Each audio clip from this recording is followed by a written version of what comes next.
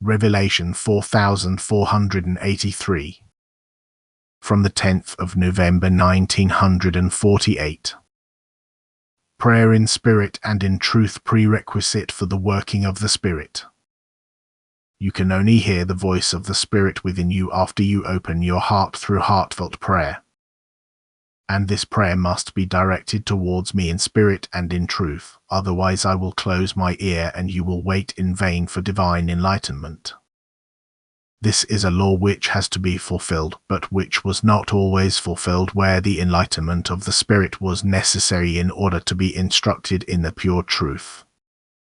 Anyone who is responsible as a teacher and leader for the souls of those he instructs must first stand in truth himself and make the transmission of truth possible through intimate contact with me. He must know that I and truth are one, that therefore truth cannot be received without me, and that the connection with me must be established first, otherwise the connection with truth cannot be achieved either.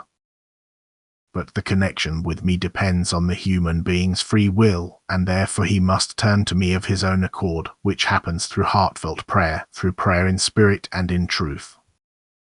Anyone who prays like this will also hear my voice. His thoughts will be guided such that they will move in truth, even though my word is not audibly heard by him due to his lack of maturity of soul.